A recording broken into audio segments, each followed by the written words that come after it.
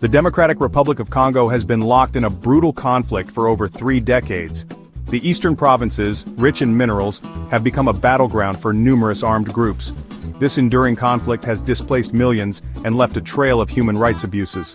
While the abundance of minerals like gold, coltan and tin plays a significant role, it is not the sole driver of the violence.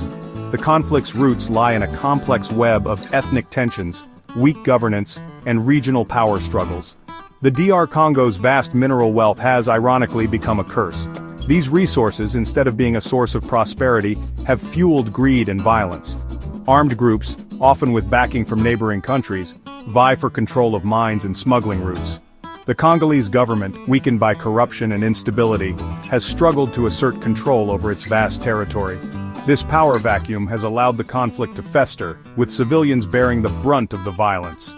The eastern provinces of North and South Kivu particularly have become synonymous with brutality. Here, armed groups like the Democratic Forces for the Liberation of Rwanda and the Allied Democratic Forces have terrorized communities for years. The FDLR, composed of remnants of the perpetrators of the 1994 Rwandan genocide, adds another layer of complexity to the conflict. Their presence in eastern DR Congo has been a source of tension with Rwanda, which has used it as a pretext for military interventions. The conflict in DR Congo is not merely a struggle for resources, it is a complex human tragedy. It is a story of political ambitions gone awry, of ethnic divisions exploited for power, and of a nation grappling with the legacy of colonialism. Understanding the conflict requires looking beyond the simplistic narrative of a resource war and delving into the intricate web of actors and motivations that have kept the DR Congo mired in violence for far too long. Within the intricate tapestry of the DR Congo conflict, the March 23 movement stands out as a particularly enigmatic and destabilizing force.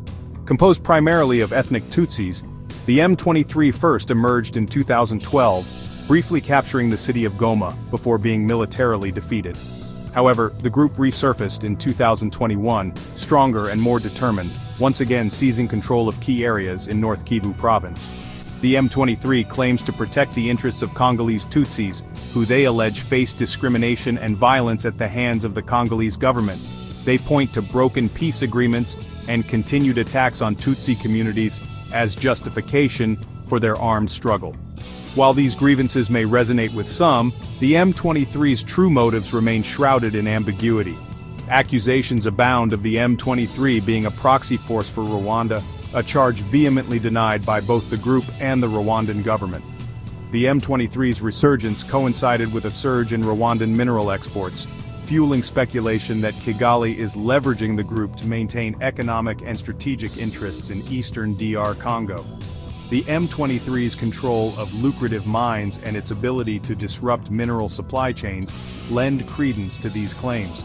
The M23's resurgence has had a devastating impact on the civilian population of Nord Kivu.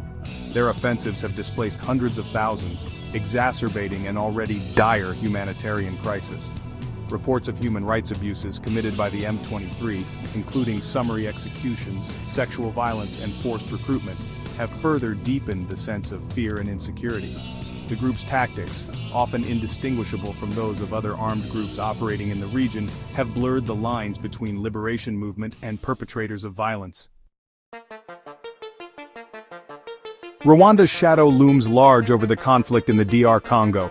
Accused of supporting armed groups, including the M23, Rwanda has faced international condemnation for its alleged role in perpetuating the violence.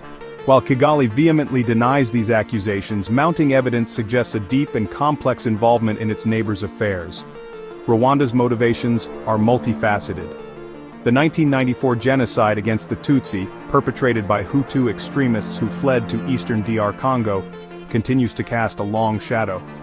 Rwanda views the presence of these genocidaires within the FDLR as a direct threat to its security, and has repeatedly launched military incursions into Congolese territory, ostensibly to neutralize the threat. However, these interventions have often been characterized by widespread human rights abuses and accusations of plundering Congolese resources. Beyond security concerns, Rwanda's involvement in the DR Congo is also driven by economic interests.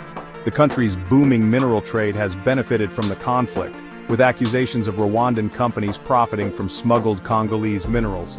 The M23's control of key mining areas and its ability to disrupt supply chains have further fueled speculation about Rwanda's role in orchestrating the group's resurgence.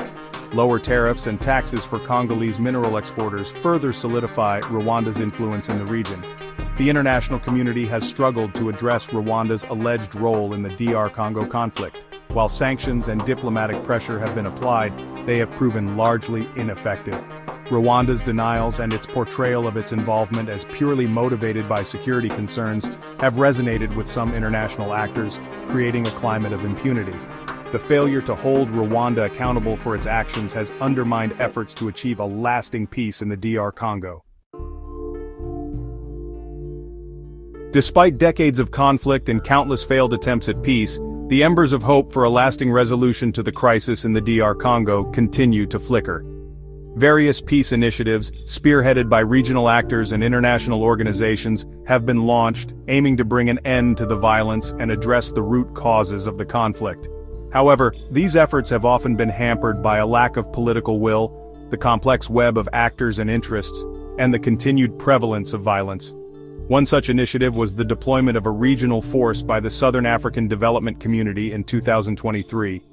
Tasked with neutralizing armed groups and restoring stability to eastern DR Congo, the force faced significant challenges from the outset. A lack of coordination, limited resources, and the sheer scale of the task hampered its effectiveness. The force's withdrawal in 2025 after failing to achieve its objectives underscored the difficulty of imposing peace militarily in such a complex environment.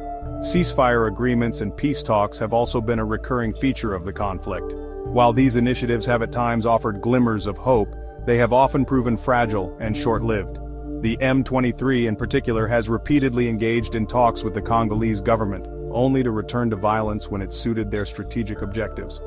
These broken promises have eroded trust and made it increasingly difficult to find a negotiated settlement. The international community, led by the United Nations, has played a significant role in supporting peace efforts in the DR Congo. The UN peacekeeping mission, MONUSCO, has been present in the country for over 2 decades, tasked with protecting civilians, supporting the peace process, and promoting human rights. However, MONUSCO has faced criticism for its perceived ineffectiveness in stemming the violence and its inability to protect civilians from atrocities. Calls for the mission's withdrawal have grown louder, reflecting the frustration of many Congolese with the international community's failure to bring an end to their suffering.